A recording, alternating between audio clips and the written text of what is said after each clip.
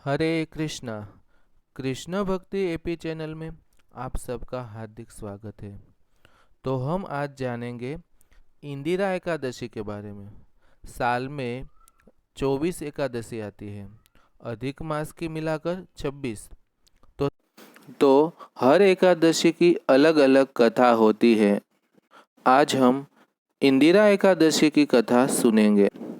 कहा जाता है कि अगर हम एकादशी का व्रत करते हैं तो हमें एकादशी की कथा सुननी चाहिए। ब्रह्मवैवर्त पुराण के अनुसार युधिष्ठिर ने पूछा, हे मधुसूदन, कृपा करके मुझे बताइए कि अश्विन के कृष्ण पक्ष में कौन सी एकादशी होती है। भगवान श्री कृष्ण बोले, हे राजन, अश्विन गुजरात महाराष्ट्र के अनुसार भाद्रपद के कृष्ण पक्ष में इंदिरा नाम की एकादशी होती है। उसके व्रत के प्रभाव से बड़े बड़े पापों का नाश हो जाता है। नीच योनि में पड़े हुए पितरों का भी यह एकादशी सद्गति देने वाली है। हे राजन, पूर्व काल की बात है।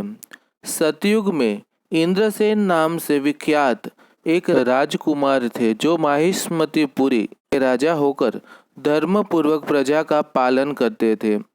उनका यश सब ओर फैल चुका था।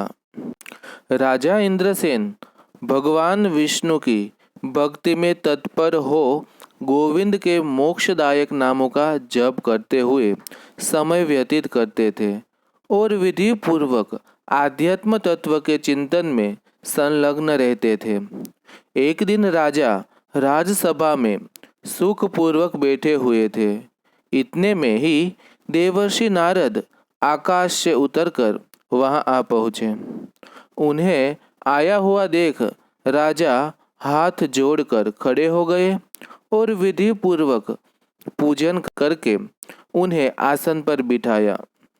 इसके बाद वे इस प्रकार बोले, मुनि श्रेष्ठ, आपकी कृपा से मेरी सर्वथा कुशल है। आज आपके दर्शन से मेरी संपूर्ण यज्ञ प्रक्रियाएं सफल हो गई। देवर्षि, अब आपके आगमन का कारण बताकर मुझ पर कृपा करें। नारद जी ने कहा, नृपश्रेष्ठ, सुनो, मेरी बात तुम्हें आश्रय में डालने वाली है। मैं ब्रह्मलोक से यमलोक में गया था। वहाँ एक श्रेष्ठ आसन पर बैठा और यमराज ने भक्ति पूर्वक मेरी पूजा की। उस समय यमराज की सभा में मैंने तुम्हारे पिता को भी देखा। वे व्रत भंग के दोष से वहां आए थे। राजन, उन्होंने तुमसे कहने के लिए एक संदेश दिया है, उसे सुनो। उन्होंने कहा है, बेटा, मुझे इंदिरा एकादशी के व्रत का पुण्य देकर स्वर्ग में भेजो। उनका यह संदेश लेकर मैं तुम्हारे पास आया हूँ। राजन, अपने पिता को स्वर्गलोक की प्राप्ति कराने के लिए इंदिरा एकादशी का व्रत करो। राजा ने पूछा, भगवान, कृपा करके इंदिरा एकादशी का व्रत बताइए। किस पक्ष में, किस तिथि को और किस विधि से यह व्रत करना चाहिए। नारद जी ने कहा, राजेंद्र, सुनो, मैं तुम्हें इस व्रत की शुभ कारक विधि बतलाता हूँ। अश्विन मास के कृष्ण पक्ष में दशमी के उत्तम दिन को श्रद्धा युक्त चित्त से प्रातःकाल स्नान करो। फिर मध्याह्न काल में स्नान करके एकाग्र चित्त हो एक समय भोजन करो तथा रात्रि में भूमि पर सो। रात्रि के अंत में निर्मल प्रभात होने पर एकादशी के दिन दातून करके मुंह धो।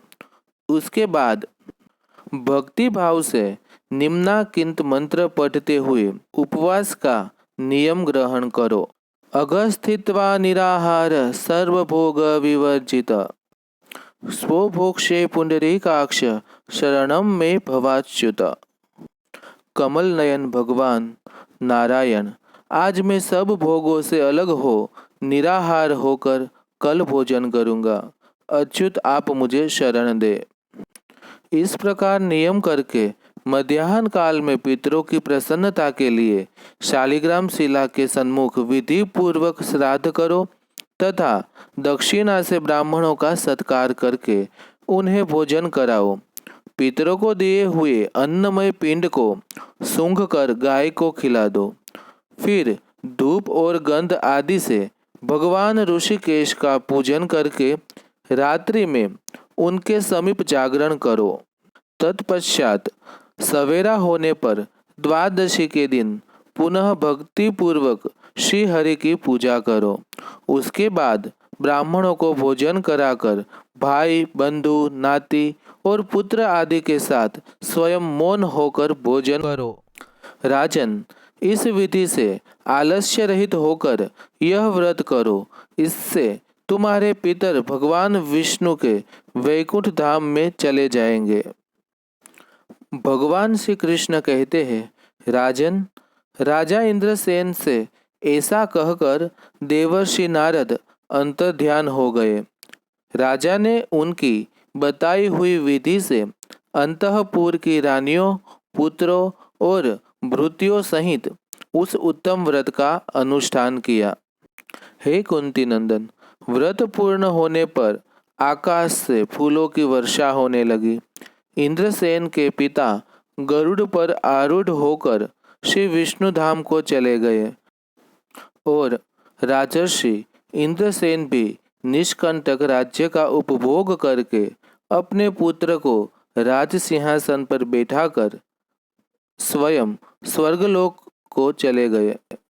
इस प्रकार मैंने तुम्हारे सामने इंदिरा एकादशी व्रत के महात्म्य का वर्णन किया है।